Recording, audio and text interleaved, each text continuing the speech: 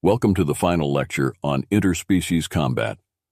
While I am sure most of you are anxious to begin your exams and eagerly await your orders and assignments, I ask that you focus your full attention on today's lesson. Over the course of our teaching cycle, you will have noticed that most species tend to behave in somewhat similar and predictable ways. Our lessons have mostly focused on specific cultural variations and combat tactics to give you a small measure of advantage when dealing with certain species. This lecture will focus on humans, and this species must be approached in an entirely different manner. Today I am going to talk about what humans call distress signals and the very human concept of reinforcements. Forcath, address the assembly on how you would attack a Pirellian battle group when you have superior numbers and weapons. Yes, Chief Instructor Vorkath addresses the assembled as instructed when attacking a Pirellian battle group. When you have numerical and weapon superiority, engage a single target as determined by tactical analysis and destroy it. Then pursue and destroy the nearest fleeing member of the rest of the battle group. Continue to pursue and destroy targets as they become available. When pursuit is no longer possible, transmit all data and await orders. Very good, Vorkath. Senra addressed the assembly on how best to use tret forces. Yes, Chief Instructor. Senra addresses the assembled as instructed when engaging. Tret forces identify the tret ship farthest from other tret ships, engage and destroy. If you have numerical and weapon superiority over a group of tret ships, engage and destroy. Excellent, Senra. Xantor, address the assembled and explain under what conditions an isolated ship or battle group of any species should not be engaged, assuming numerical and weapon superiority, either in space or in ground combat. Xantor speaks to the lead instructor. Forgive my ignorance, Chief Instructor. I cannot obey as commanded.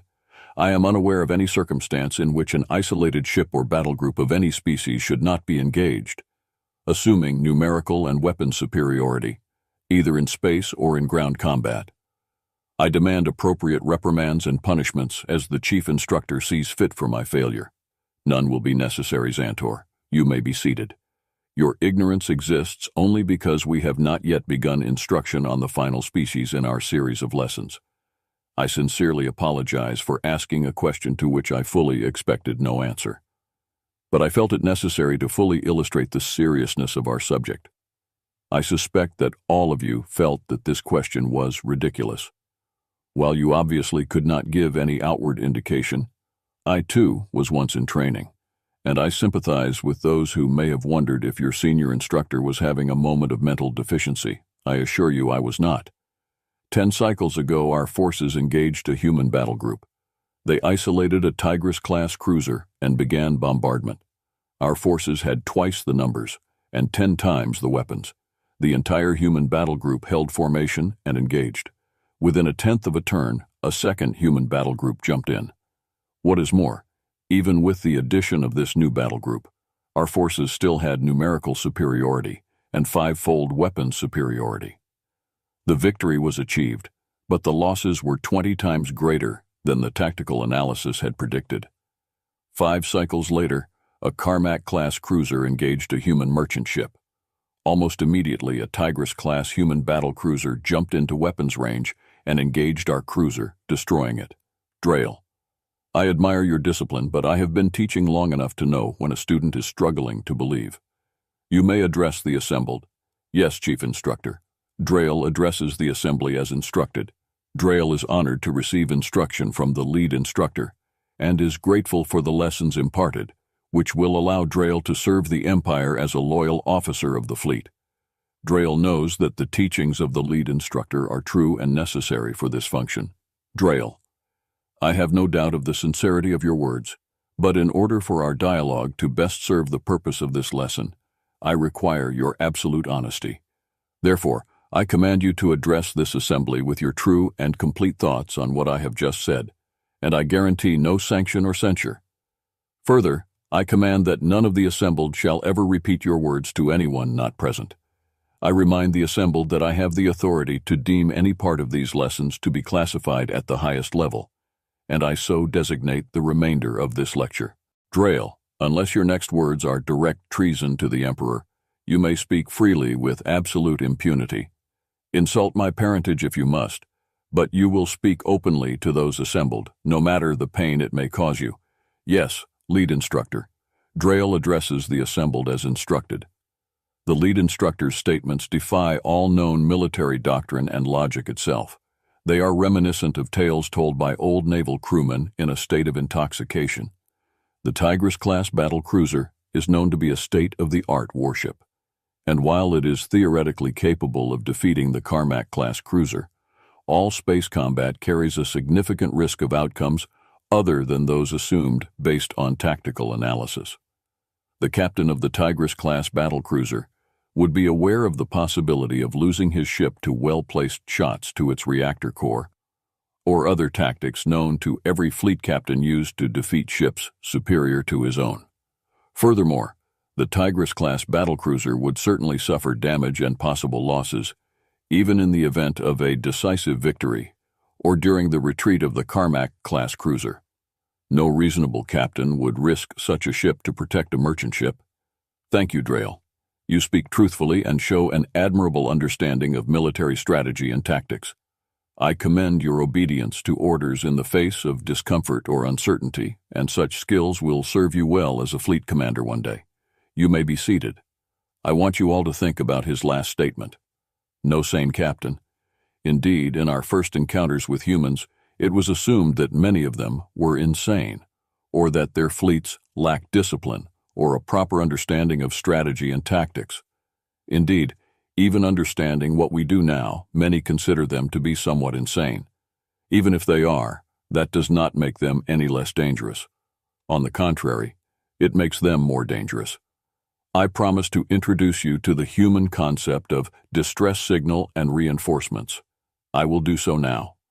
When threatened, either as individuals in their ships or in battle, humans will call other humans to their aid. Furthermore, when alerted to danger, humans tend to converge rather than flee. When faced with defeat, their solution is not automatically to retreat. Often it is to send in more humans. Remember also what Drail said about outcomes other than those predicted by tactical analysis. With humans, that is an understatement. When you engage humans, you are engaging not only the human targets you have selected, but potentially any other humans who are physically able to join the engagement.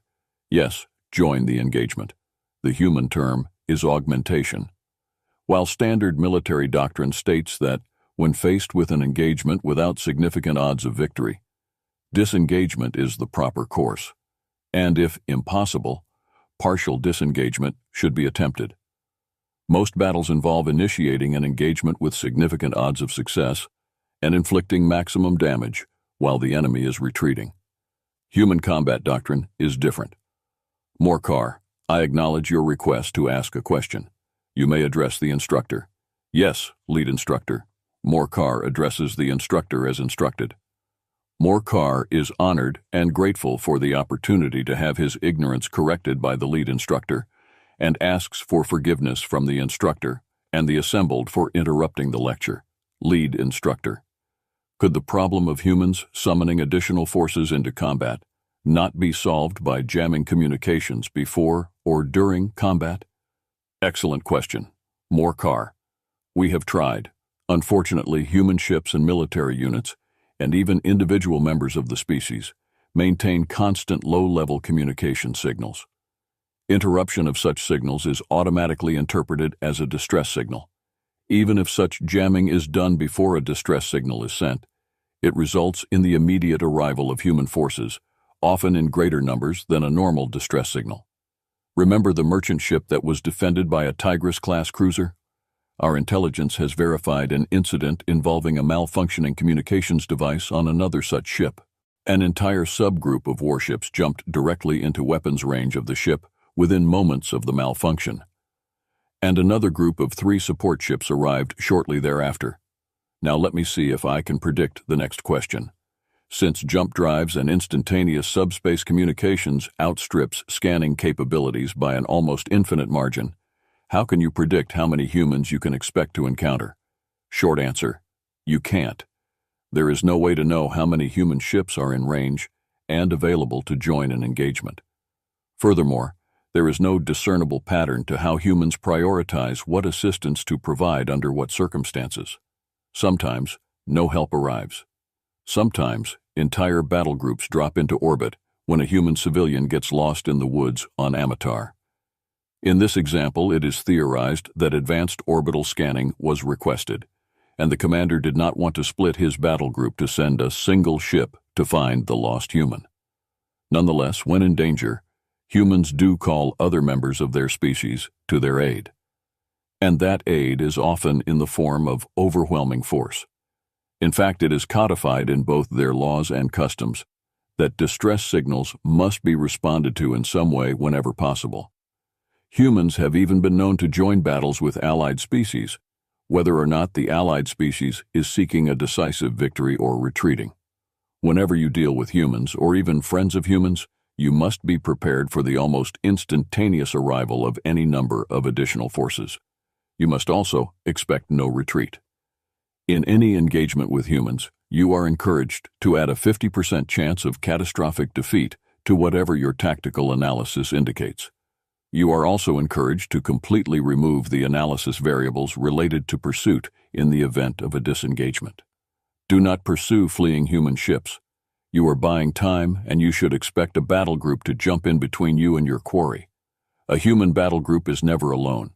A human ship, any human ship, is never alone. A single human is never alone. If you even detect a possible human on any ship you scan, you should assume you will be engaging a human fleet when you engage that ship. As a final illustration of this principle, I will share with you an intelligence report from less than a cycle ago. A human male on Nomatra visited a local entertainment establishment and became intoxicated. He was approached by 5 local citizens who decided to use violence against him and rob him of his possessions. The human activated a personal distress signal, and an orbiting human cruiser vaporized all 5 from orbit with no actual communication other than the signal. The cruiser received the signal, scanned the source, assessed the situation, acquired targeting locks, and directed its energy weapons to his aid. If this seems like madness, that is understandable. It is also a verified fact. I am releasing to you selected battle reports, intelligence briefings, and other data relating to humans. Please review these with full concentration. Remember them. Keep them in your personal data stores for the entirety of your service. Although some are highly classified given the special nature of the human species, I have arranged for clearance for you all to possess these particular data files. The examples I have shared are but a select few of many, and it is important for you to understand the threat to the forces all of you will soon command. Should any of you request private counsel on this matter, it will be granted without question.